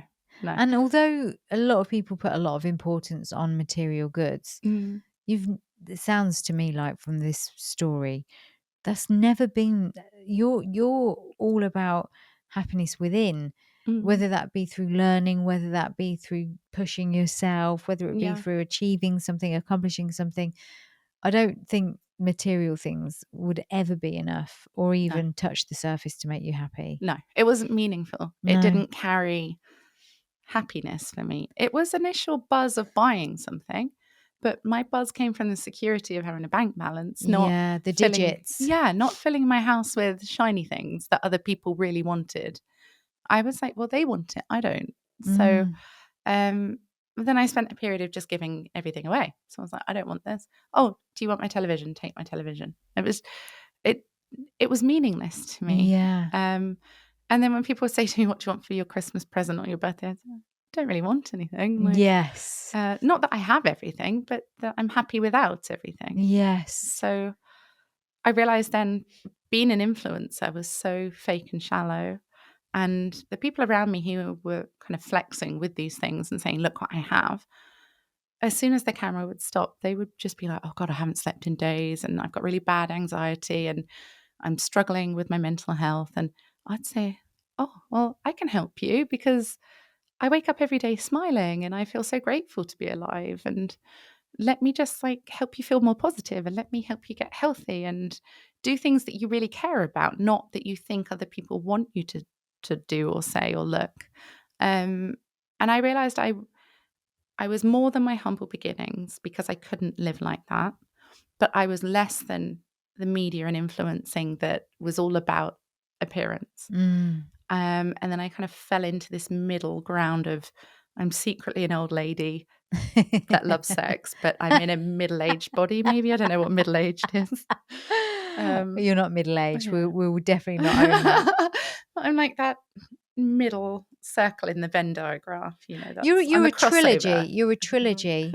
You're a trilogy of beautiful inner child, It's definitely in a child. sex goddess, but the wisdom of an old lady that's been here Yeah. before. I love The making jam trilogy. and Yeah, you've got it all. You've literally got the trilogy of feminine. yeah. You have. Yeah, but then equally, I don't belong anywhere. And I No. kind of don't find, you feel like a square peg in a round hole everywhere you Yeah. go. Yeah.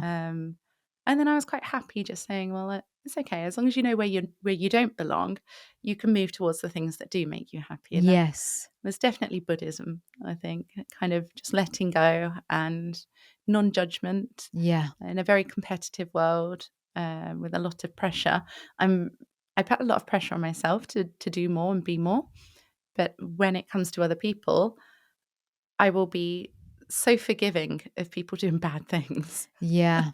um, and that's kind of what led to so many years of abuse was domestic abuse as well as Yes. sexual.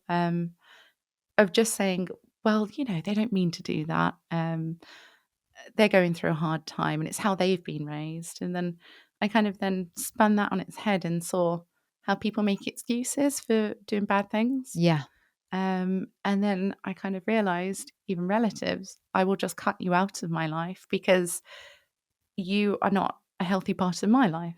So And not serving your inner yeah, self and your yeah, your energy. yeah, If yeah, if it's not serving your energy, and then the energy that you're mm, giving out isn't the quality you want it to be because of that, yeah, then self-prioritization is a must. And yeah, if that means that you have to let go of certain things, whether they're blood mm, relatives or a loved one in, intimate relationships, whatever, then that's what you've got to do. And that takes yeah, an awful lot of um understanding, self-compassion, yeah, and focus, I think, as well. Focus, mm, because it's so easy to be manipulated, yeah, definitely. coerced. Yeah. That focus, that laser focus, Mm, that no, this is what I'm going to do. yeah, yeah. Um, I always find the things that I really just gag about and flinch about is the word sorry and mm, I love you. Me too, Tracy. Yeah. Me too. It, They're the two phrases I cannot yeah, stand. because they are the handcuffs for suffering. Yeah, Because somebody will say, "Oh, sorry, I treated you that yeah, way," then stop doing it, yeah, but they don't. yeah, And I love you. This is why I've treated you this way. Is because I love you so much. yeah, That's why hacked your phone, locked yeah, you in the house, told you you couldn't be friends with boys, yeah. told you you can't see your family, Hmm. told you to delete your social media and tried to control you. It's because I love you so much. Um, And I say, if you loved me, you would let me be me. Mm. Um, and, a lot of people use those words so much. They do.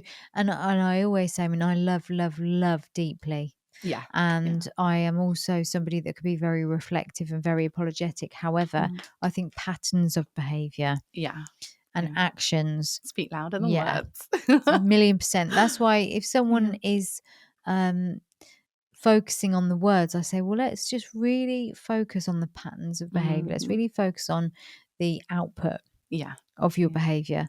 The words will be meaningless. You can say anything to Yeah. anyone and they'll believe you, Yeah. but what you Yeah. do will always have the impact. Definitely. And I think in today's world, relationships are so difficult. Like I Mm. did the whole what our grandparents did, get married, have kids, and be together forever, with somebody who was unfaithful Yeah. and abusive. So I tried to do that normal way of life, and then I was left picking up the pieces. Mm.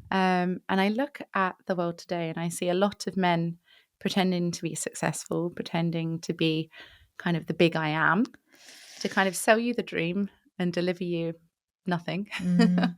um, they are quite repetitive in the way that they hurt people. Yeah. I can't say everybody's the same because there are some very caring people, but the caring people then have, in my experience, very low self-esteem Yeah. and feel unworthy. Yeah. So they'll say, why would somebody like you like me? And Yes. I'm like, no, we're all human. Yeah. I'm a normal person. You're a normal person. I really care about you. You're amazing.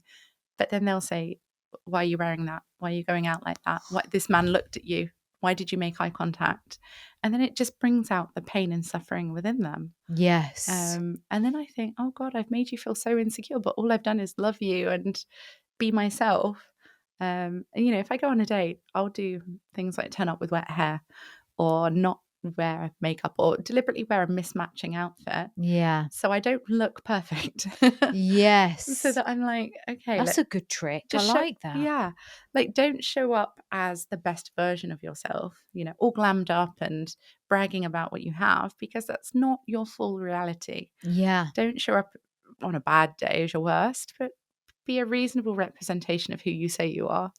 And I think most people kind of, will turn up in their dad's car Yeah. or will pretend that they're more important than they are. And then I think, but why couldn't you be you? Because I would actually really appreciate you just to be yourself. And it doesn't matter if you're rich or poor. It's just that you're a genuine person. But so many people feel they can't be genuine because Yeah. they will just be unfairly judged or they won't be given a chance to Yeah. begin with.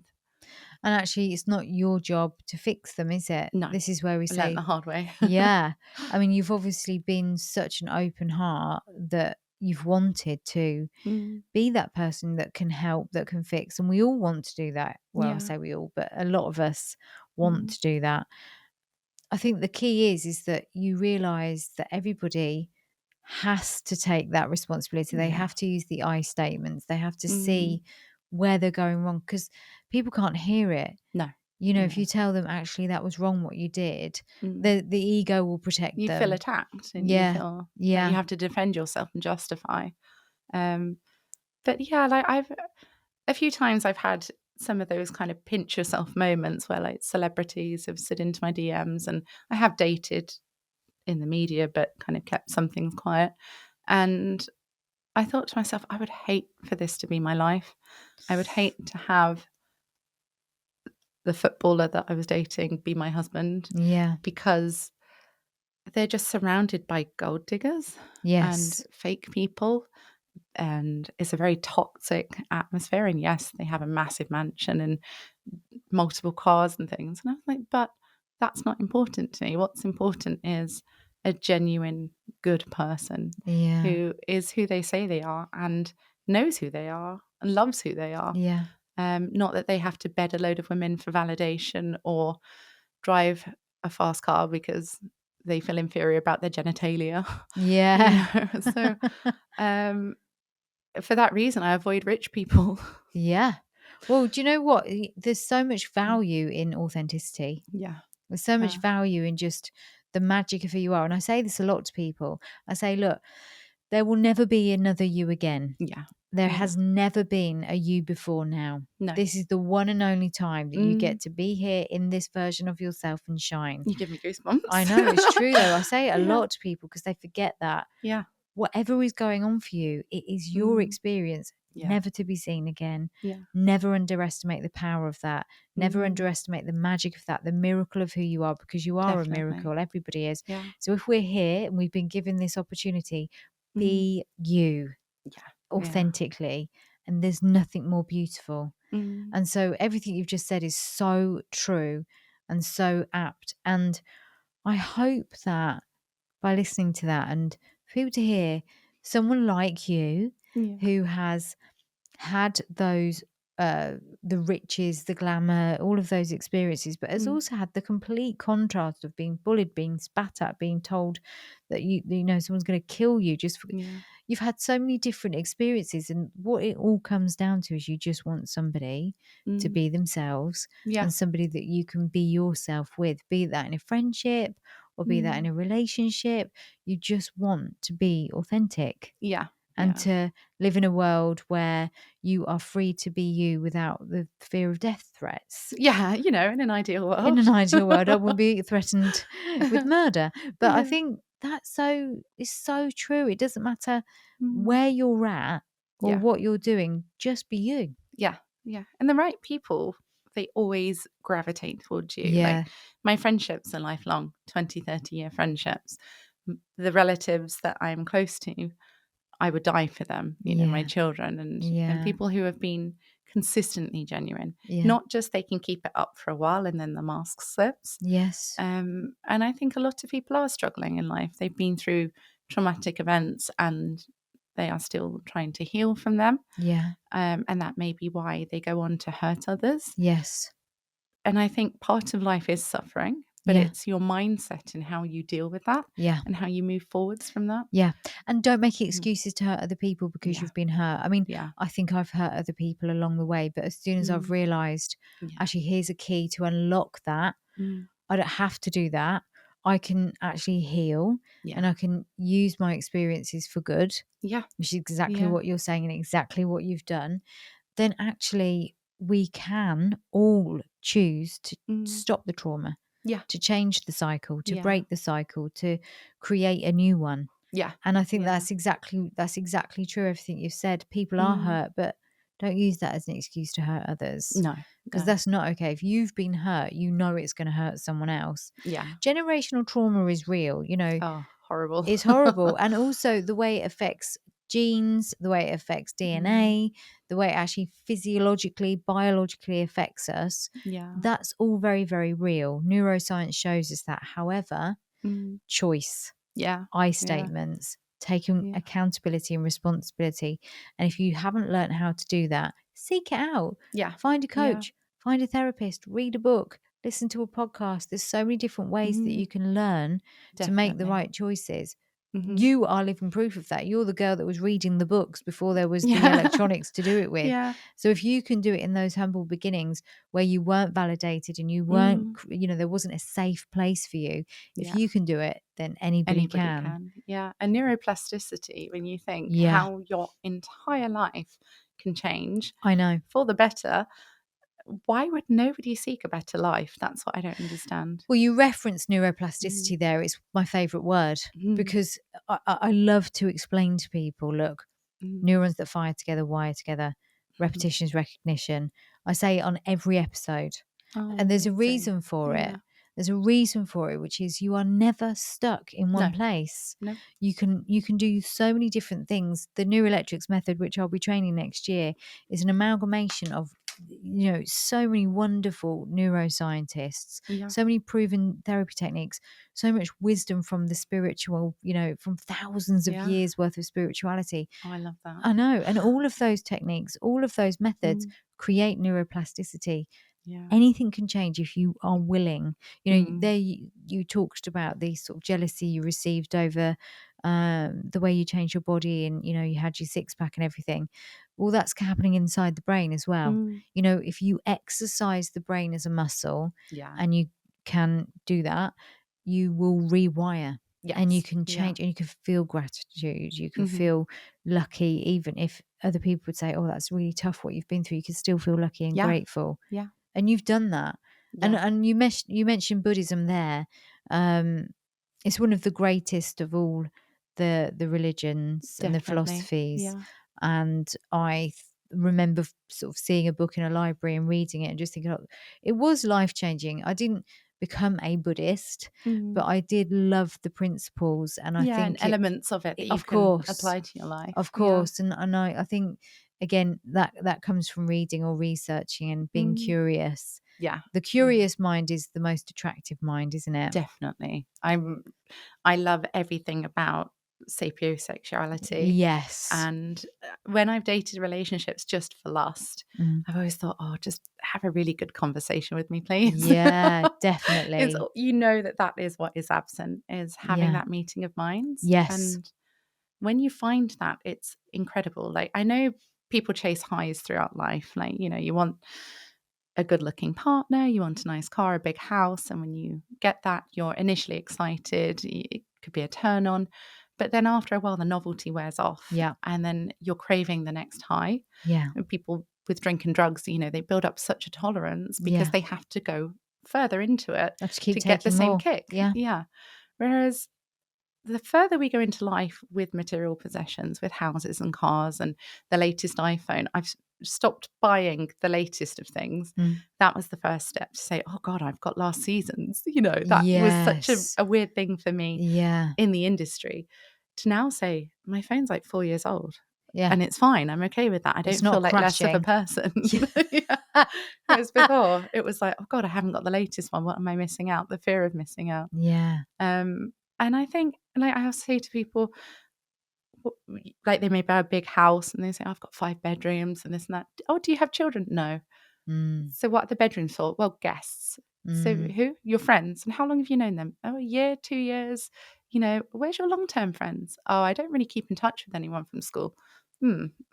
Question mark, question Yeah. mark, question Yeah. mark. And then I'll say like, oh, what do you have to do to get this house then?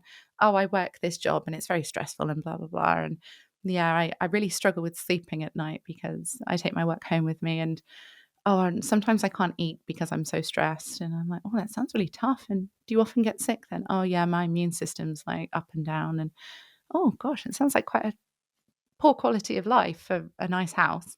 What if you didn't have the house and you didn't have that financial burden and you did a job that you loved and you could sleep at night and you're not stressed about Monday morning, you're looking forward to it?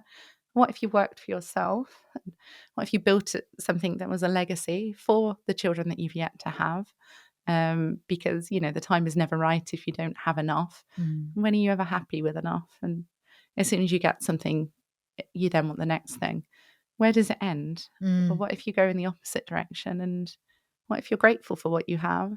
And what if you minimize the things that you don't need or give them to people in need who don't have them? And then sometimes people are receptive to that. And other times people say, well, no, my status is my identity is my Mm. car. Yeah. God, you're more than a car, Yeah. or a certain appearance. But what happens when you age? How will you feel about yourself then when you hate yourself? Yeah. What happens if women don't find you attractive anymore? Will you have no value? Or, why don't you actually look at what's important and realize if you can be grateful for just waking up and being alive, everything is a bonus. But if you feel angry that you've woken up and you've got all these people demanding things of you or things that you have to deliver for deadlines that you feel really stressed about, well, what if it was your choice to do that rather than you had to for the money? Would you still do it? And I think a lot of people live their life to please other people, to show off and be what other people expect success to look like. But ultimately, it's very toxic and leads to premature death or a low quality of life. And Mm. I think, well, you have one life. Why don't you enjoy it and love it and live it? But not many people do. Magic.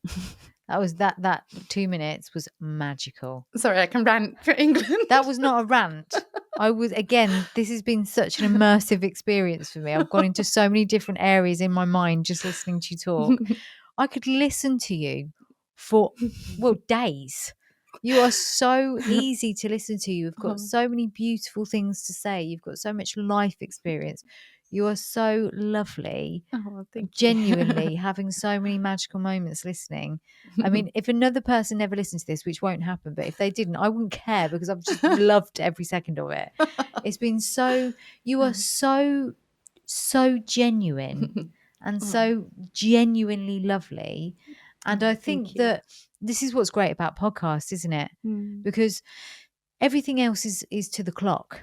Yeah, Whereas yeah. with a podcast, and I remember I set this up, and the podcast guy was like, "Oh, you need the odd episode that's really short because people Mhm. don't have long attention spans."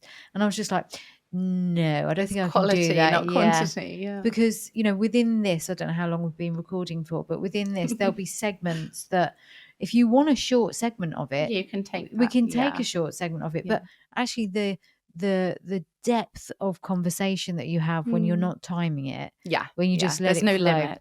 It just is what it it is. is what it Yeah. is. And I think people forget you can go on Mm. a half an hour car journey and listen to some of it and then come back to it and then Yeah. come back to it and have the full experience. But Yeah. what I will tell you is this, Tracy, I don't know if anyone's had an opportunity to really feel what I've felt today by, watching you or listening to you on your other social media. Mm. I'm sure they have, and I'm sure they've come across these moments themselves. But I feel so grateful to have Oh. sat here with you this afternoon because I just feel so joyful right now. I really do, like, Oh, that's honestly. nice. And I know that's not your intention when you Yeah. say this stuff. Your intention is just to be authentic. But it goes back Mhm. to what I was saying earlier. Yeah. When we're being authentic, it's magical. Yeah. And it's a Yeah. beautiful experience to be with someone that's just talking their truth Yeah. and trying to do their life on their terms. I think there's Yeah. so much Yeah. power in that. Definitely. And okay, so I was going to say, what's your message for people? But you've kind of just said it. But what's next for Tracy then? It's going to sound really random, but I like random. I'm going to buy some land and Yes. build an eco-friendly, self-sustainable home, plant vegetables. So I have my little allotment, an orchard, have some chickens, not to eat them, just to let them live. Oh, All my dogs and animals, because it will just be nice. I'll make my daughter a library and my son some computer space that he can use and things. wow. Yeah, it might have 3 bedrooms, it might have 30, I don't know. Just Not for any whatever, reason. just for whatever floats your boat. Yeah, just hidden away from the world in our own little bubble, living on the land. I think that's what I want. That's so lovely. Again, it comes back down to that sort of simplistic, organic way of living, doesn't it? Yeah, The off things that grid. make, yeah, off grid, the things that make you happy. Yeah. And professionally, you've got your finger in many pies, you Mhm. invest. Um, where can people find you, Tracy? If they want to see more of you and understand more of your life, where will they find you? Probably by Googling my name, Tracy Yeah, Kiss. because you are all over it. I'm I on mean, every platform. yeah, she literally is. What's your Instagram handle, your YouTube handle, and your Facebook? Yeah, so my Instagram is tracykiss.com. Facebook is the Tracy Kiss. And YouTube, I think, is the Tracy Kiss. Amazing. I mean, I would love to spend more time with you, and I'm sure we will at some point because I genuinely feel that you are like, what do they call it, soup for the soul or something Soup like for the that. soul. Oh, I love that. That you are. You Not just, heard that before. yeah, you are. You're so wholesome. You're so just like I said, genuine, authentic, magical, lovely. I mean, Oh, I thank you. literally can't think of any other words right now to describe how happy you've made me feel. Can you And give me face aid? I'm sorry, I don't mean to I'm do that. smiling. Just to clarify, it's the smiling. But I know that the listeners are going to just think, wow, this woman's amazing. If they haven't met you before, they will because you're so lovely. And as I said right at the beginning, I spoke to you and your daughter off the camera, and Yeah. I'm going to do the Young Mind podcast as well because, as you know, I was saying earlier, I've said on most podcasts, I'm sort of really frustrated with the education system, and I feel Yeah. really bad for a Yeah. lot of young people, especially neurodivergent young people or people that go through trauma and difficulties at home. And I was Yeah. speaking to Millie earlier, and I was just like, oh my gosh, I love her so much. I can't wait to get her on. So we're going to have Millie on at Oh, some point in the amazing. future. And I just think that you two are brilliant females. And again, I can't thank you enough for being here. Oh, thank you for having me. No, It's so thank nice to you. chat. And, normally I talk to my dog. So it's nice to have another human to talk to who isn't an arsehole. So thank you. I really appreciate that. I really do. That's how I give compliments. You're not an arsehole. Well, that's on record now. I can use that. That's going to be the tagline for this podcast. It's going to be me going, Tracy, you're so joyful and magical. And then yours is going to be, I've really enjoyed it. I usually talk about, you're not an arsehole. I'm so bad with compliments. I love that because I know that is a true compliment. Yeah. It's the actions and the patterns, It not is, the words. definitely. But I still will keep that as a badge of honour. I might even get it made. I'm On not a an arsehole. t-shirt. Tracy Kiss said, I'm not an arsehole. What a great way to end. Absolutely. No, honestly, thank you from the bottom of my heart. And I can't wait for everyone to hear it and to see it. And thank you. please do come back, especially with Millie. I know you'll probably bring us, so we'll do more of this chatting then. And thank you, Millie, for doing all the cameraman action. Yay! That's me clapping, by the way. Just it's not a sound it's not bad sound quality. But no, thank you both. And again, just one last thing. Your erotic fiction. I nearly said the other word. Fiction.